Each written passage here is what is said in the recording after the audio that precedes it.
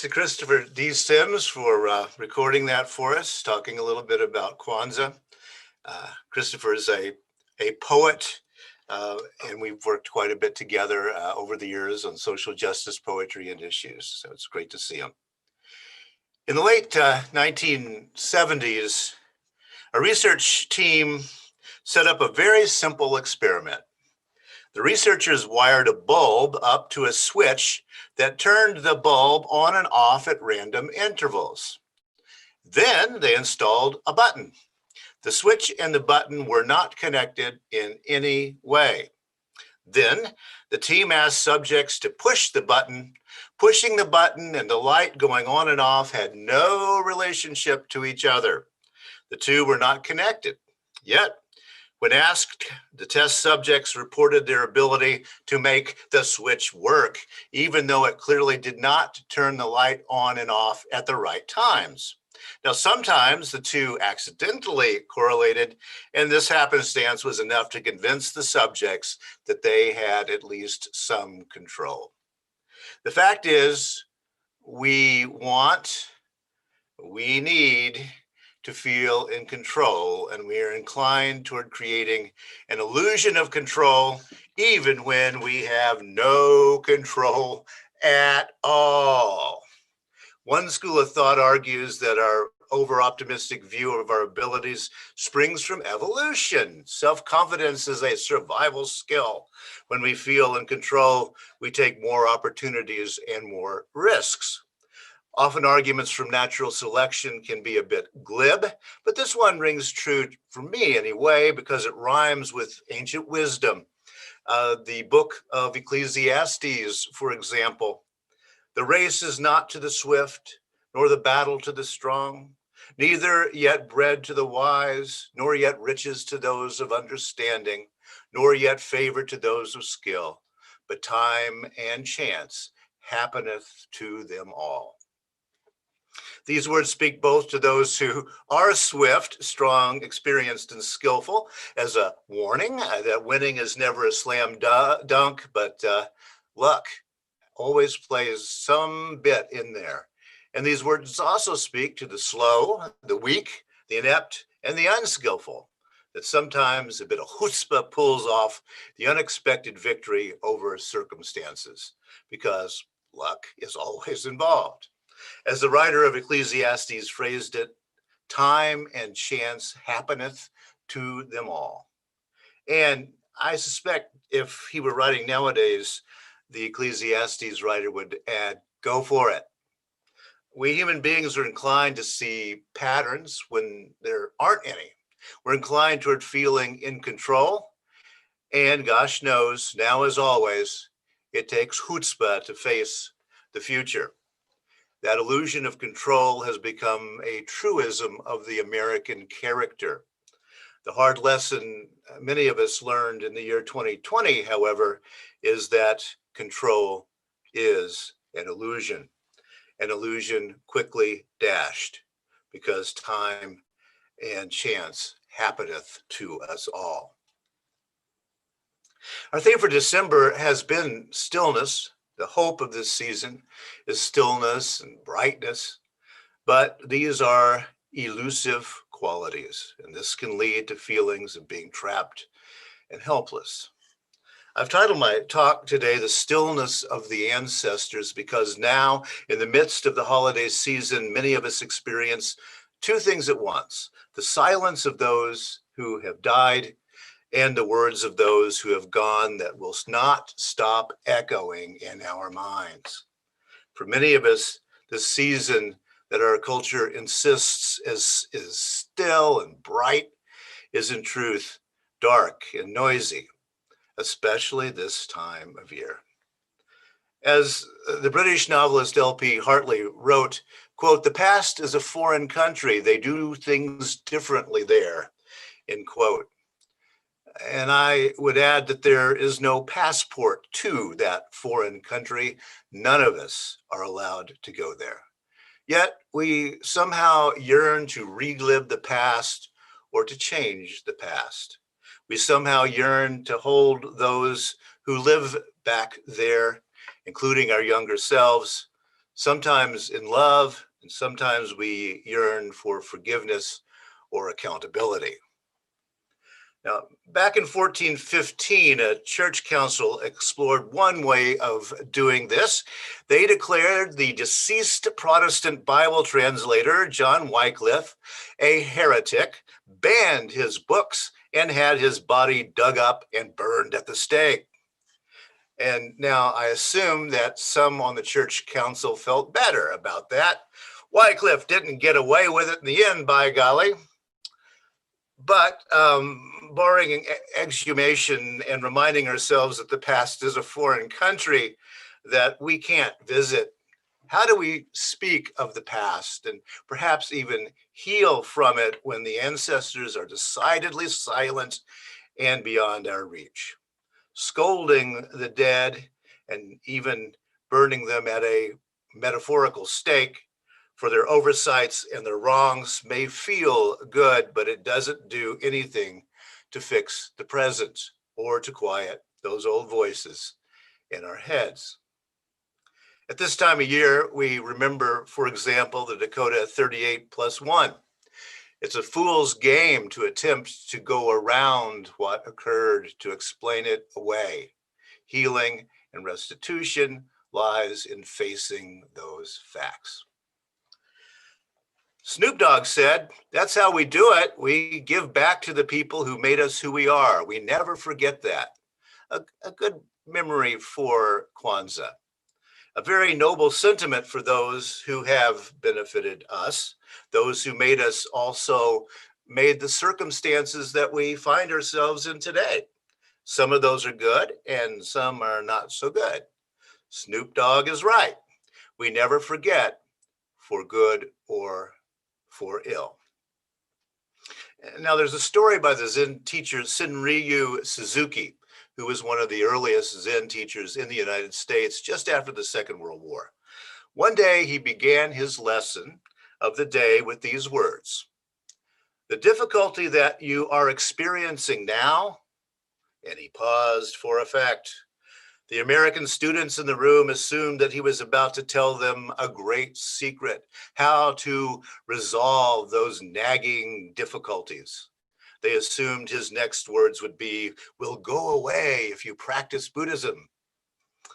He said, "The difficulty that you're experiencing now, this difficulty will be with you for the rest of your life."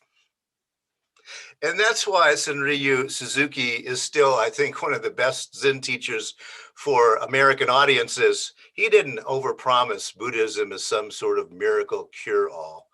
Buddhism is hard work, facing the one big difficulty, and that one big difficulty takes 1,000 forms. That is hard work. And that's the bad news. And the hope in that, well, I think there is some. The hope lies in our realization that rather than going around a difficulty, we've got to go through the difficulty. Suzuki also said, "Enjoy your problems." I'd like to suggest that we dance with our problems. That's going to be what I'm going to try to say today. Yeah, we've all heard someone say that life is a dance. It's a cliche, and it's become a cliche because it's so darn true. We tend to stop thinking about cliches. We just fill space with them, verbal space with them.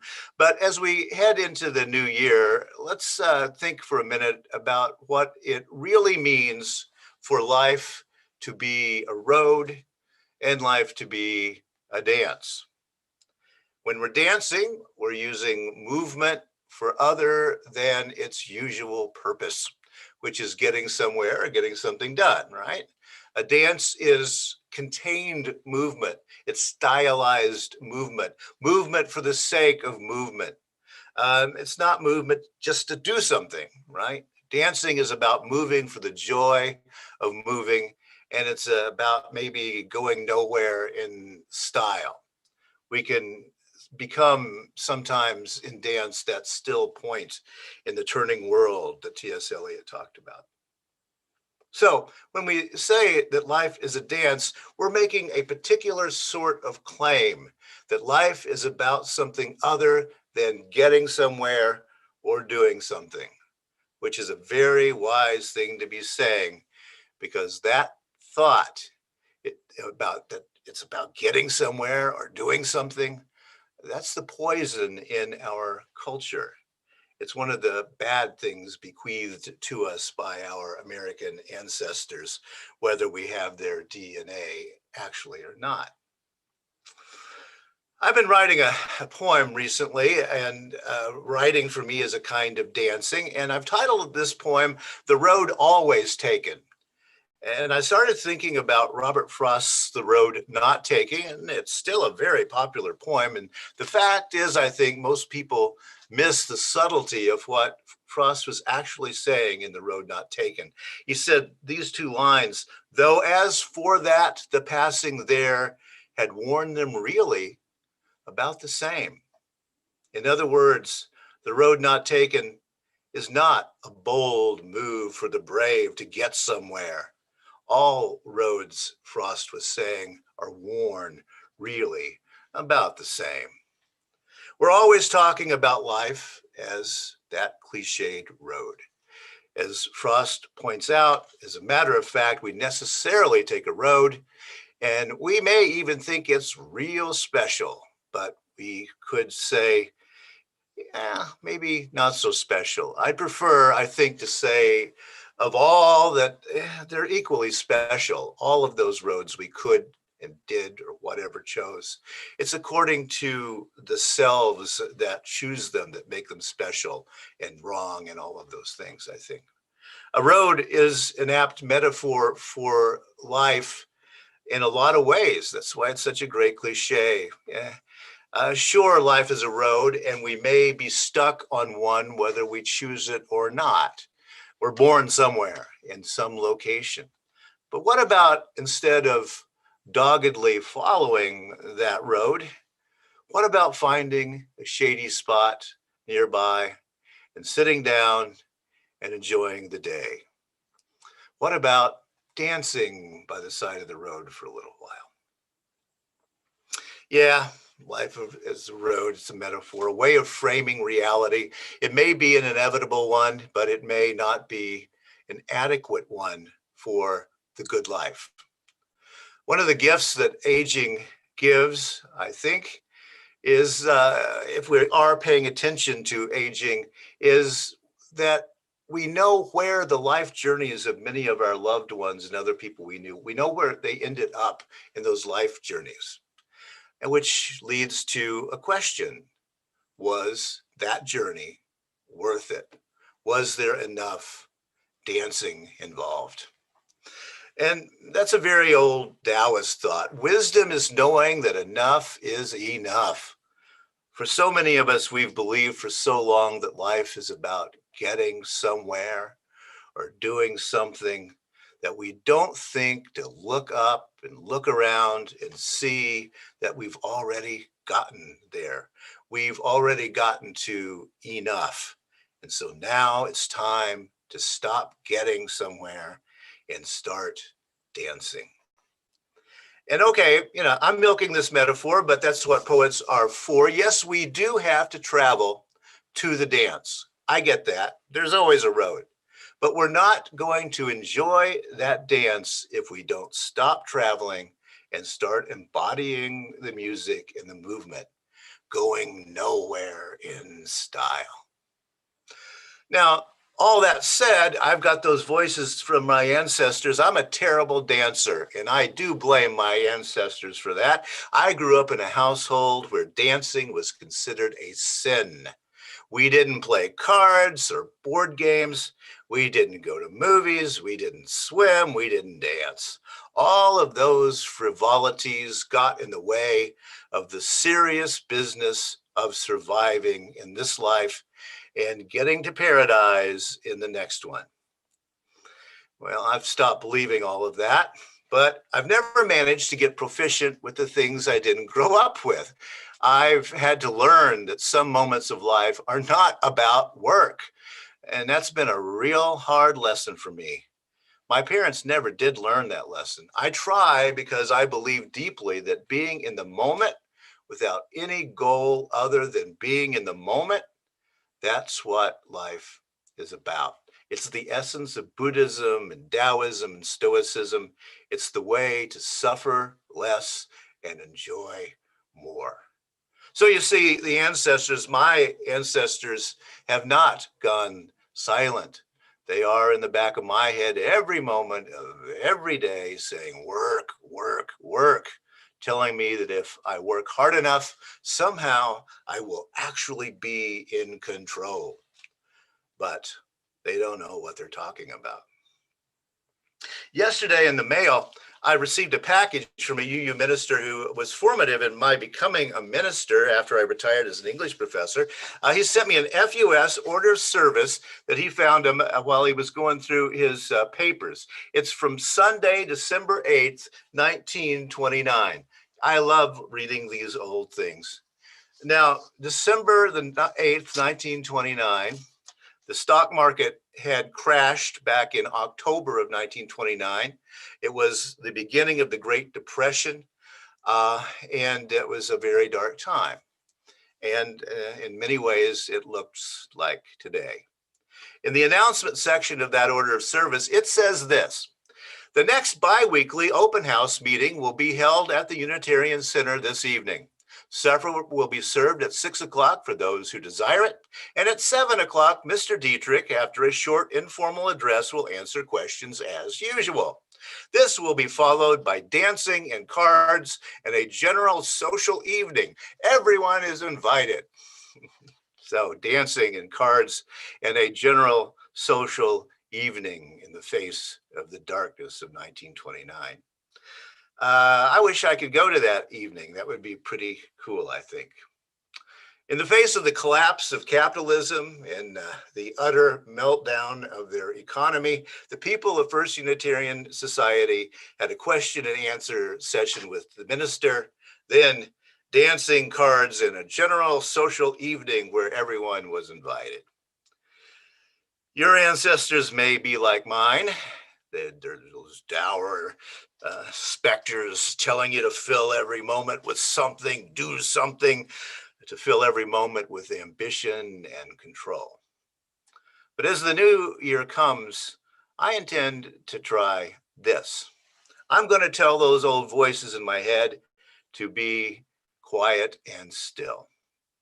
I intend to tell them that I will be attending that evening at First Unitarian Society, December 8th, 1929. In my mind, I will know suddenly how to play cards, and suddenly I will know how to dance, and everyone will be invited. So may it be.